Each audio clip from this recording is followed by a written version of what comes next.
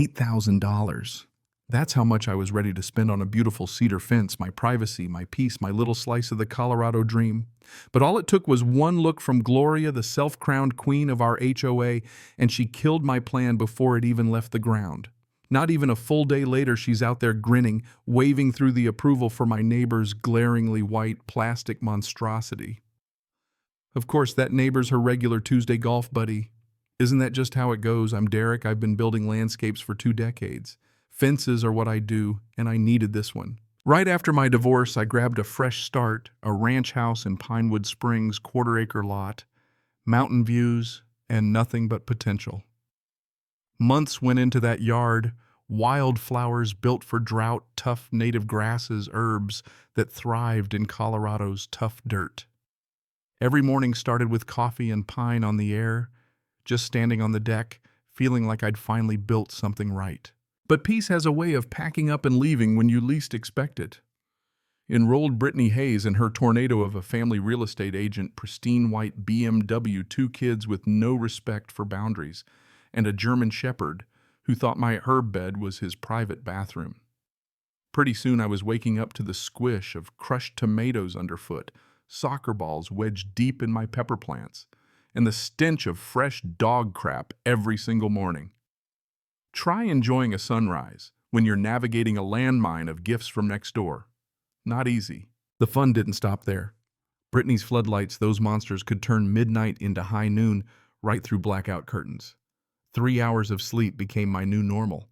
I tried to talk to her real neighborly. "Hey, could you tilt those lights your way?"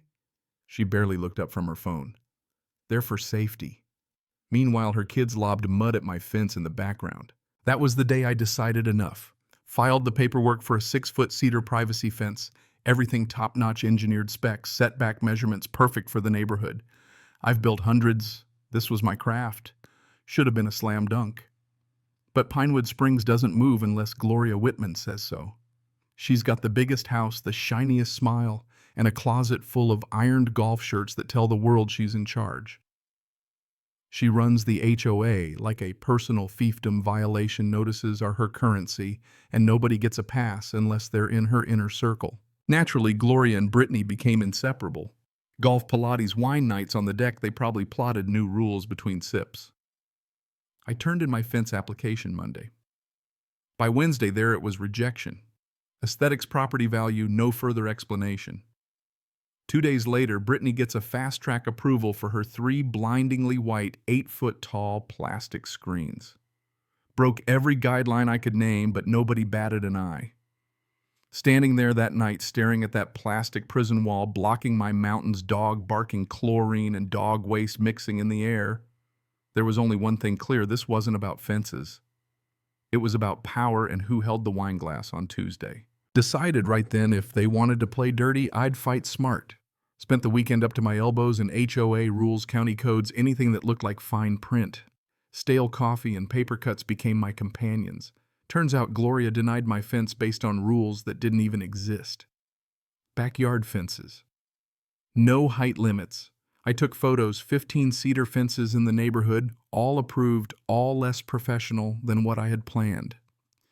Brittany's white screens violated setback color and material restrictions. Plastic wasn't even on the approved list. Here's what the years taught me: if an HOA doesn't enforce rules the same for everyone, that's discrimination clear as day.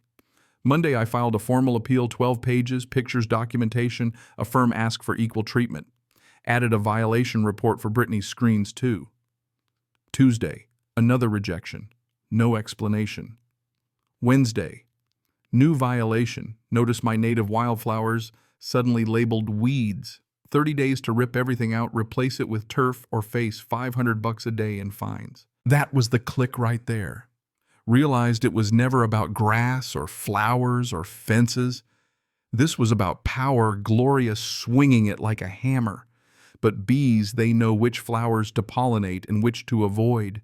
Sitting in my wildflower meadow, breathing in the scent of evening primrose, I remembered my grandfather saying, "Nature's been building fences longer than any HOA." Colorado's full of native plants that make perfect barriers, and I'd used plenty before wild grape, Virginia creeper, native honeysuckle. But that night, a certain three-leafed friend came to mind, poison ivy. Thick, fast, untouchable. Completely native, and as I'd soon learn, totally protected by the Colorado Native Plant Protection Act. Spent that night reading up on restoration laws, planting indigenous species for habitat restoration. That's not just legal, it trumps HOA bylaws. No fines allowed. Poison ivy. Absolutely native. The next morning filed for an environmental restoration permit. Native ground cover along property lines for wildlife habitat, the paperwork read. The county clerk grinned as she stamped it, said it even overruled HOA restrictions. The smell of fresh possibility hit me harder than any coffee.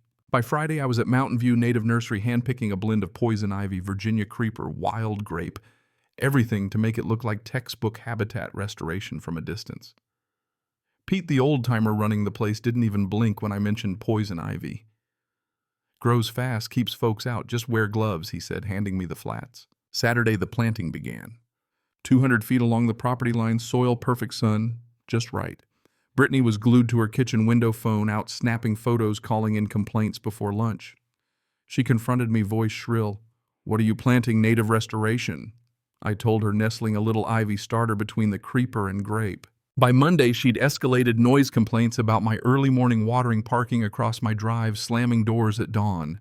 Her kids aimed every soccer ball for my seedlings, but native plants have seen worse. They're survivors. Gloria, meanwhile, filed her own complaint, called the county. Claimed I was endangering kids. Sandra, the environmental inspector, called for an inspection. My stomach turned, but I'd done the homework.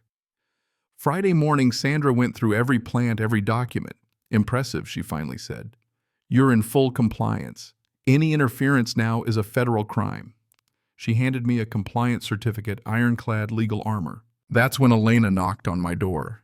HOA secretary, always quiet, but with a backbone.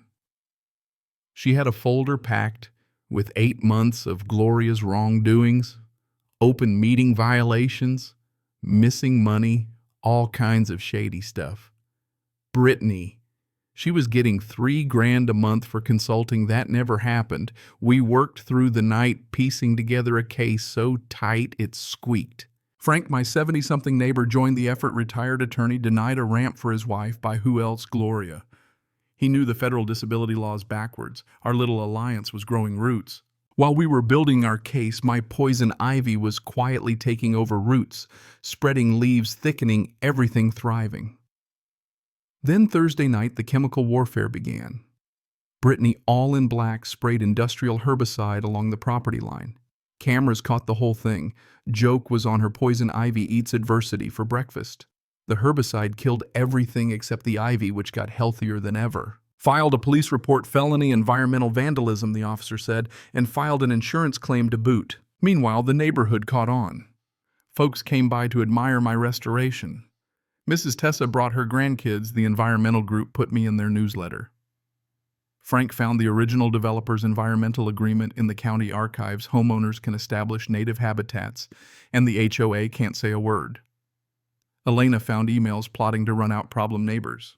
Harassment, plain and simple. The county called, wanted to designate my place as an official demonstration site. State support tax credits. Even university students would tour it. The project Gloria tried to kill was now federally protected, and my property value shot up overnight. Gloria, panicking, forged a cease and desist from the EPA. One look at the misspelled environmental, and I called the county on speaker. Sandra laughed, told the whole neighborhood it was fake. Brittany wasn't done. She organized a removal party, her and a few neighbors, gloves off, yanking up poison ivy like it was crabgrass. By the weekend, every one of them was in urgent care with raging rashes, still blaming allergies. Barbecue day came, news cameras, the mayor, environmental students, garden clubs. Gloria hired a fake landscaping crew, Halloween costumes, and a borrowed truck to remove dangerous weeds on live TV. Federal investigators, thanks to Frank, let them go at it, filming everything for evidence. At 6 o'clock sharp, Gloria and Brittany were cuffed in front of the whole crowd. Federal environmental crimes, embezzlement, the works. Brittany lost her real estate license, moved out. Gloria did 18 months for theft.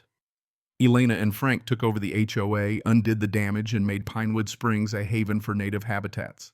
My business boomed the poison ivy guy.